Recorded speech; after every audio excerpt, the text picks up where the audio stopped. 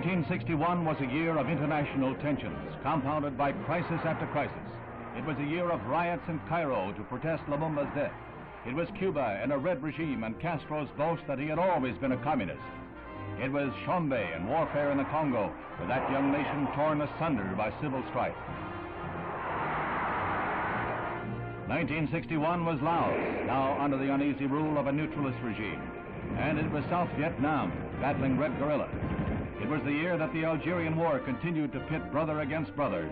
This was 1961.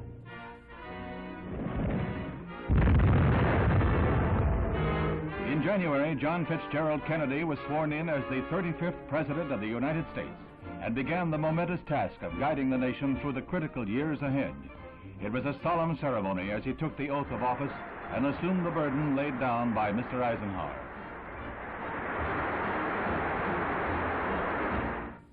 President Kennedy made his first venture into personal diplomacy with a trip to Europe, conferring first with General de Gaulle, who remained unconvinced that he can or should negotiate with Russia over Berlin. Vienna was a neutral arena for a sparring match between two worlds. The men who hold the power to write tomorrow's history met, smiled, and resolved no problems. The dictator and the president, the East and the West. Constant ally in adversity, Britain received a report on his meetings from Mr. Kennedy. The bond between the two nations grew stronger. For a time, the very effectiveness of the United Nations was threatened when Dag Hammarskjöld was killed while on a peace mission to the Congo. The great apostle of peace had assumed his post in 1953 and brought to his work a dedication that won him international respect even from the Russians. They tried to remove him, but they could never question his integrity.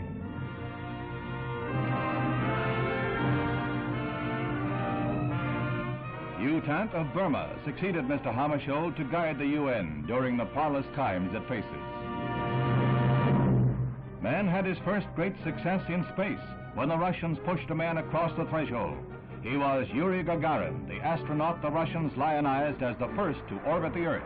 It was the propaganda coup of the year. After the Russian flight, U.S. plans were accelerated. Commander Alan B. Shepard was sent into suborbital flight. Unlike the Russian venture, this took place in the white-hot glare of worldwide publicity.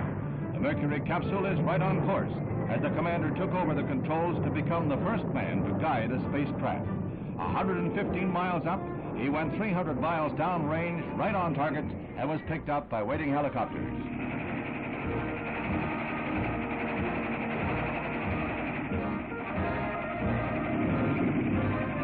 The triumph of Alan B. Shepard, U.S. space pioneer. Following in Commander Shepard's star-studded footsteps came Captain Virgil Grissom.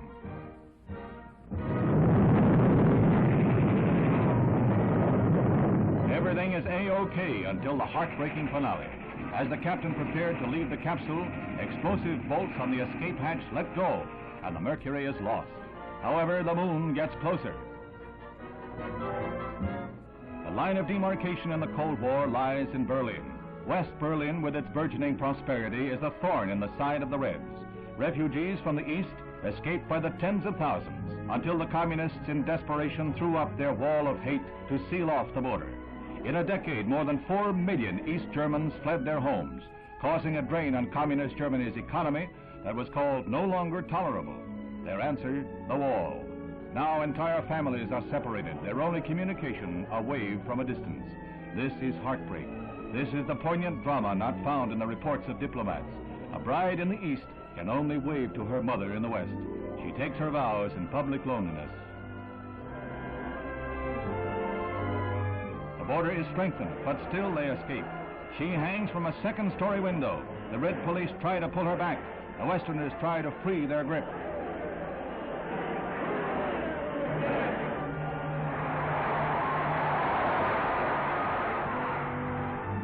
East Germans grasp any fleeting chance.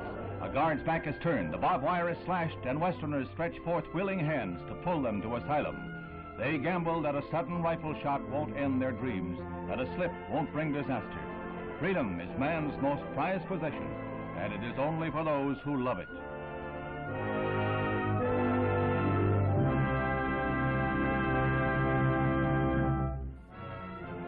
Immediately following the death of Dag Hammarskjöld, the United Nations Assembly heard an historic address that established the policy of the Western world. Mr. Kennedy presented a manifesto for peace in momentous and moving words, most of them directed at the Russian delegation. Ladies and gentlemen of this assembly, the decision is ours.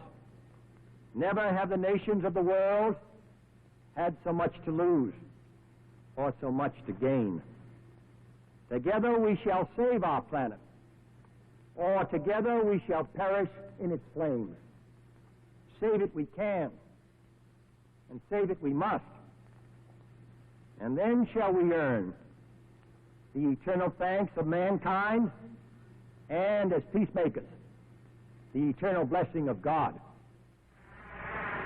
It was a year that shaped the future of man.